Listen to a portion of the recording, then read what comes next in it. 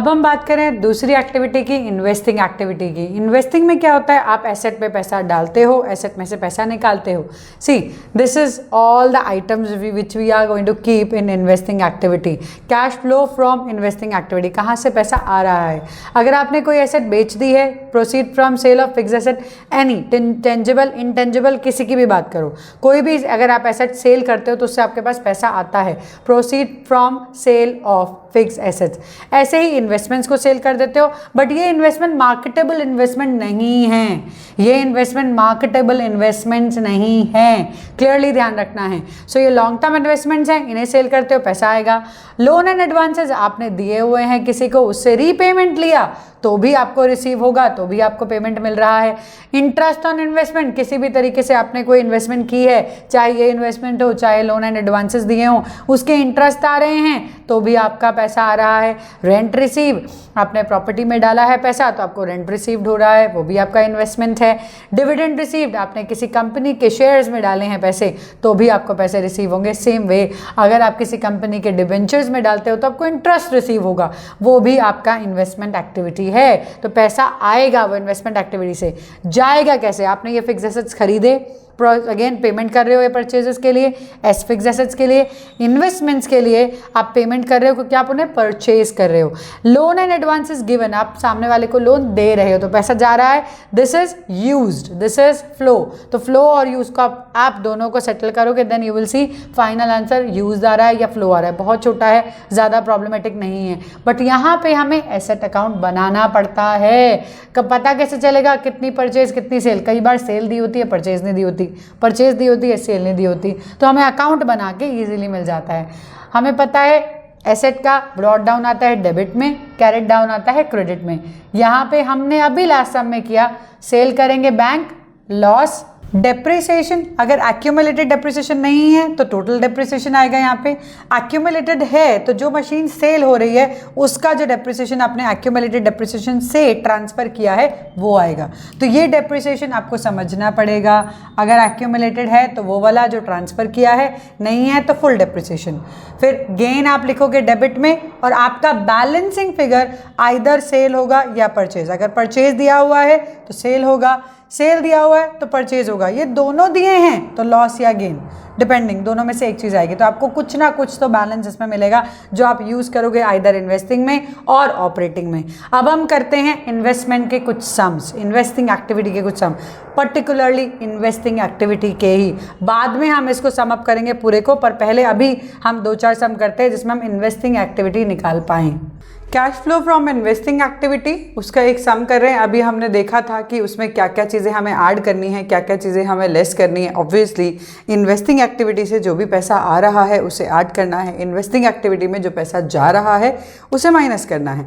यहाँ देखो इन्वेस्टिंग का मतलब मैंने अभी बताया ही था लास्ट वाले में कि एसेट्स को आप परचेज करोगे। कंपनी के जब भी एसेट्स को आप परचेज करते हो, सेल करते हो, वो सब इन्वेस्टिंग से रिलेटेड है।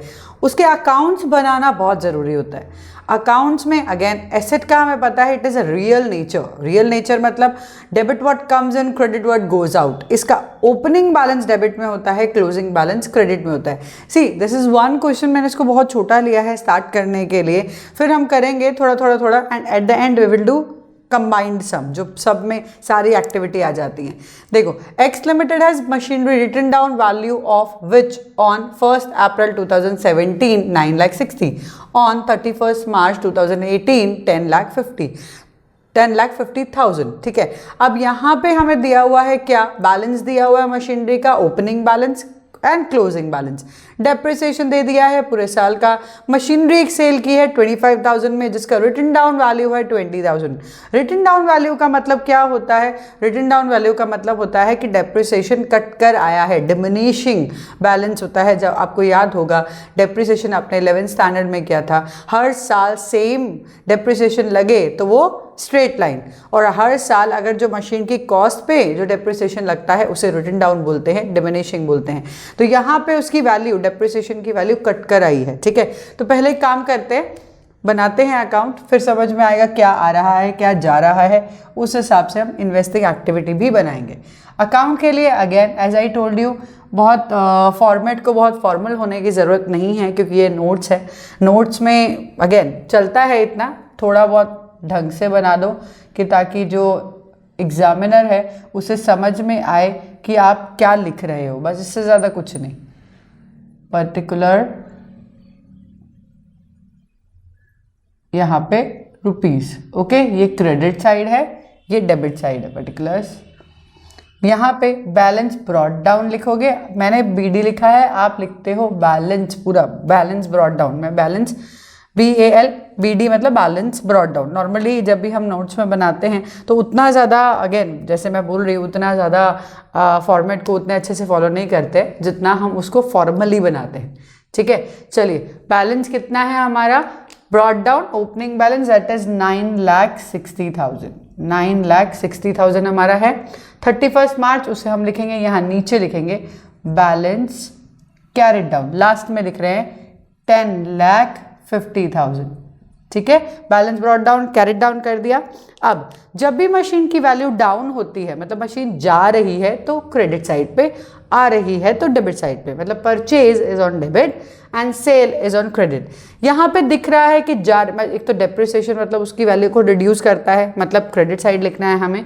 तो पहला तो हम लिखेंगे डेप्रिसिएशन, कितना है हमारा डेप्रिसिएशन, दैट इज 40,000, ठीक है। नेक्स्ट हम क्या लिखेंगे, मशीन जो भी सेल होती है वो क्रेडिट में, जो परचेज होती है वो डेबिट में। यहाँ पे सेल हो रही है, मशीन सेल हो रही है, तो मशीन का क्या करेंगे वैल्यू, यहाँ लिखेंगे सी, यहाँ पे लिखेंगे बैंक, बैंक क्यों, क्योंकि बैंक में पैसा आता है, और ब्रैकेट में आप लिख सकते हो सेल। कितने रुपए आए आपके पास, 25,000, आपके पास 25 आ गए। अब यहाँ देखो 25 की आपने सेल की, वैल्यू कितनी थी 20, मतलब 5,000 का आपको गेन है, प्रॉफिट है।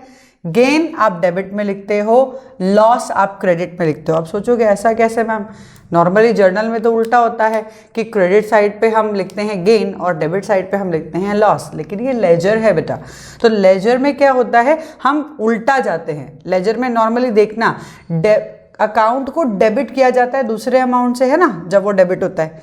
तो इस तरीके से हम कहते हैं ये मेरा प्रॉफिट या लॉस का अकाउंट नहीं है, ये मेरा मशीन का अकाउंट है। तो मशीन के अकाउंट में प्रॉफिट डेबिट में जाता है, मशीन तो वो क्रेडिट है बेसिकली, पर मशीन में वो डेबिट होगा, जिसकी वजह से, ठीक है, मशीन डेबिट हुई। सेम वे लॉस है तो आपका क्रेडिट में जाएगा, ये आपको ध्यान रखना है। चलिए फिर अब यहाँ पे आ जाता है गेन। आपका गेन कितना है 5,000, अभी हमने निकाला। अब gain on sale of machinery पूरा लिख सकते हो। अब आप इसका टोटल करो, और कोई तो अमाउंट है नहीं, डेप्रिसिएशन भी हो चुका है और कोई अमाउंट तो है नहीं, हमने सारे इंक्लूड कर लिए हैं क्योंकि एक ही अभी एसेट की बात कर रहे हैं। 10,50,000 प्लस 65, 10,50,000 प्लस 65, 11,15,000, ईजी है ना, 11,15,000। अब 11,15,000 में से 9,65,000 माइनस करो, 11,15,000 में से 9,65,000 हम माइनस करेंगे तो हमें क्या मिलेगा, what will be our balance, क्या होगा हमारा बैलेंस, बैलेंस होगा हमारा परचेज अमाउंट, यानी कि बैंक। यहाँ पे बैंक लिखेंगे, यहाँ परचेज लिखेंगे, आपने कितनी मशीनरी परचेज की, so that is 1,50,000, got it, 1,50,000। तो आपको 1,50,000 की परचेज हो चुकी है आपकी मशीन की, आपने वर्किंग नोट में बनाया है, इसको आप वर्किंग नोट 1 दे सकते हो, वर्किंग नोट 1, ताकि आप इसको रेफरेंस में यूज कर पाओ। चलिए अब बनाते हैं इन्वेस्टिंग एक्टिविटी। ये आपने बनाया अमाउंट कॉलम, ये इनर अमाउंट है, ये आउटर अमाउंट है, ठीक है। यहाँ पे पर्टिकुलर्स, ऊपर आप लिखोगे यहाँ पे cash flow from investing activities, okay. अब इसमें जो पैसा आएगा वो आप लिखोगे प्लस में, उसको हम कैसे लिखते हैं, जैसे आप मशीन सेल किया आपने तो आप क्या लिखोगे, यहाँ पे लिखेंगे हम proceeds from sale of machinery, machine को सेल करने से कितना पैसा आया, बताओ कितना आया, ये आया था हमारे पास 25,000 सेल से, तो हम क्या करें, इसको इनर साइड पे लिख देंगे 25,000 पैसा आया। अब गया कहाँ है, ये परचेज से 1,50,000 उठा के डाल दो यहाँ पे आप लिखोगे payment for purchase of machinery. कितना हमने पेमेंट किया है, 1,50,000, तो ये तो माइनस है, तो माइनस को हम ब्रैकेट में लिखते हैं, ठीक है। और कुछ तो दिया नहीं है कि रेंट रिसीव्ड हुआ हो, इंटरेस्ट आया हो, कुछ भी इस तरीके से आपको इन्वेस्टिंग एक्टिविटीज़ की वजह से कैसे भी पैसा आया हो या फिर गया हो, कोई और तो है नहीं, सिर्फ एक ही अकाउंट है, एसेट अकाउंट है। अब हम क्या करेंगे, इसको कंक्लूड कर लेंगे। हमें साफ पता चल रहा है कि माइनस का बैलेंस ज़्यादा है, प्लस का बैलेंस कम है ना। तो हम क्या करेंगे, यहाँ पे हम लिखेंगे cash used, not flow, cash use, जब माइनस का आता है यूज्ड इन इन्वेस्टिंग एक्टिविटीज। कितना हमारा हमने इन्वेस्टमेंट में देखा जाए तो यूज किया है, तो इसको आप माइनस करोगे, इसको सीधा बाहर लिख दो 1,25,000, क्योंकि ये 1,50,000 है, ये 25 है, ये माइनस ये प्लस, तो 1,25,000 हमारा हो गया cash used in investing activities. Company अगर यूज कर रही है, इसको अगर बाहर आ गया तो आपको उसको वो डबल लाइन वगैरह लगाने की जरूरत नहीं है, ठीक है। एक चीज़ ध्यान रखनी है, कंपनी अगर इन्वेस्टमेंट एक्टिविटी में पैसा डाल रही है तो अच्छी बात है ना, एक्सपैंड कर रही है, मशीनें ले रही है, तो ये आप एक कंक्लूजन ले सकते हो कि अगर कंपनी का ऑपरेटिंग से प्रॉफिट आ रहा है और वो इन्वेस्टिंग में लगा रही है तो अच्छी बात है, दैट इज़ एक्सपेंशन, वो मशीनें ले रही है, वो उसको अच्छा अपने बिजनेस को बढ़ाने की कोशिश कर रही है, तो दैट कैन बी एनालिसिस, क्योंकि ये आएगा, ये चीज़ आएगी। तो थोड़ा बहुत क्वेश्चन के साथ नहीं मे बी, बट हाँ पूछते हैं, दिस ये एप्लीकेशन आपको समझ आनी चाहिए। तो अभी तो हमने छोटा सा लिया है, अब इसके बाद थोड़ा थोड़ा बड़ा करके देखते हैं, बाकी सारी एक्टिविटी वगैरह इन्वेस्टिंग के ही करेंगे 2-3, फिर फाइनेंसिंग पे जाएंगे।